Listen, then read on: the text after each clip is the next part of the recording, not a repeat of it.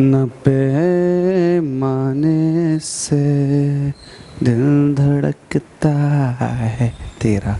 इस वाले क्वेश्चन को देखो, एग्जाम्पल नंबर 59 है और ये भी इजी है, एक ही कॉन्सेप्ट है, उसी के ऊपर बेस्ड है ये। यहाँ पर लिख देता हूँ सॉल्यूशन। इसके सॉल्यूशन के लिए मुझे थोड़ा साइड से होना पड़ेगा क्योंकि इतना पूरा बोर्ड घेर लिया भाई, अकेले क्वेश्चन है। हमसे कह रहे drive by the method of dimension and expression for the volume of a liquid flowing out per second.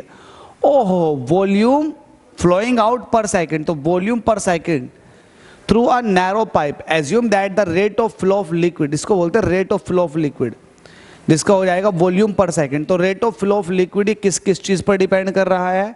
Coefficient of viscosity मतलब ईटा पर डिपेंड कर रहा है।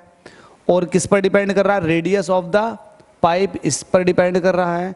एंड प्रेशर ग्रेडियंट P/L, इसकी पावर C, इस पर डिपेंड कर रहा है। यही तो है ना, बिल्कुल इस पर डिपेंडेंसी है।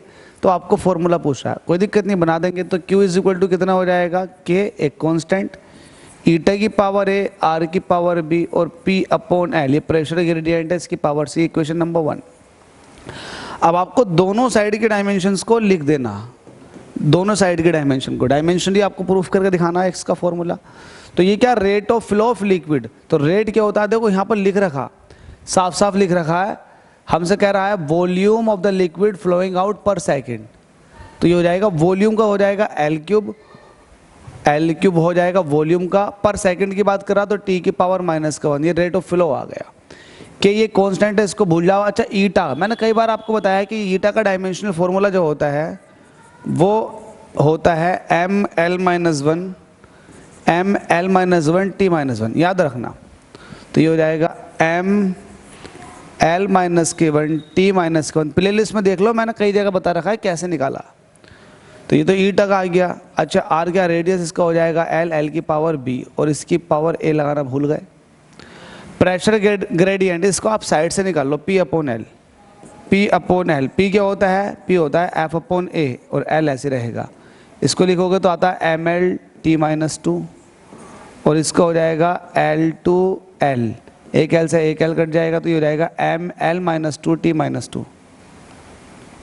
ML-2 ये हो जाएगा ML-2 T-2, इसकी पावर C। सही करके लिख लो, M नहीं है इसके पास, L3 है इसके पास, T-1 है। ठीक है, इधर देखो राइट हैंड साइड में, राइट हैंड साइड को अलग कलर से, इधर देखो M की पावर A और M की पावर C, तो M की power A plus C, M खत्म, M की पावर A और M की पावर C। ऐसी L देखो तो L की पावर माइनस का अलग कलर से दिखाऊंगा पावर, ताकि मिक्सअप ना हो जाए। L की पावर माइनस का A ये है और L की पावर प्लस का B यहाँ है और L की पावर माइनस के 2C यहाँ है। ठीक है, एक अलग कलर के साथ और दिखाऊंगा। M लिख दिया, L लिख दिया, T को। T क्या है? यहाँ पर T की पावर माइनस का A है और यहाँ T की पावर माइनस के 2C है। ख़त्म। क्या ये दिखाई दे रहा है आपको? इसको देखना, माइनस के 2C है। कंपेयर बोथ साइड,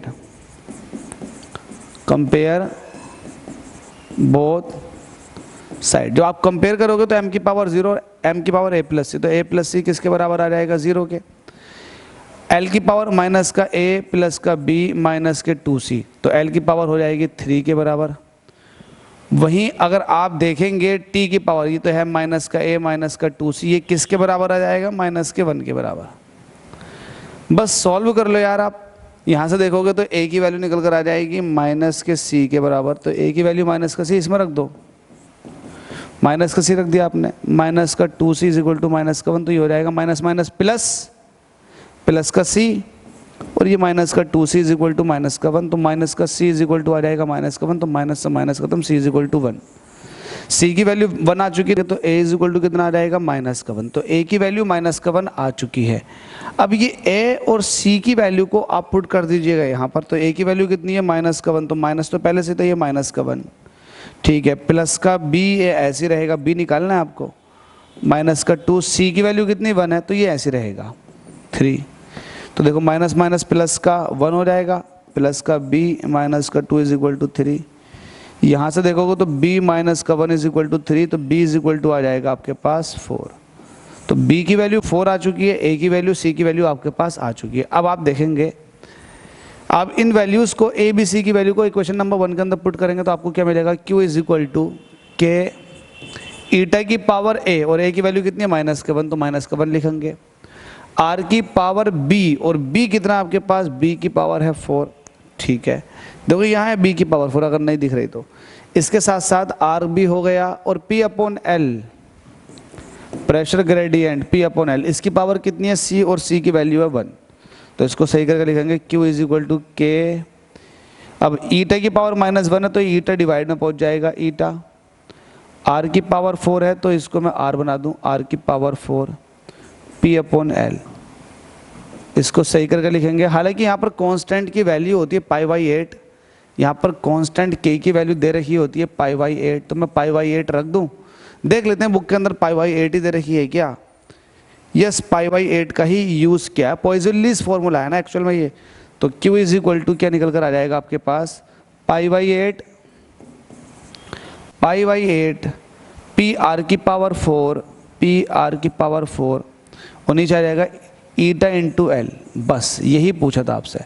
तो ये पॉइजनली फॉर्मूला बहुत इंपॉर्टेंट है, ध्यान देना।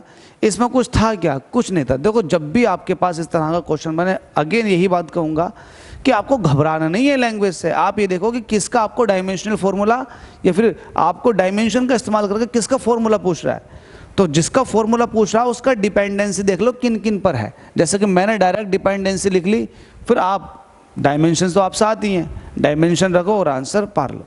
Thank you so much. अगले क्वेश्चन में मुलाकात करते हैं।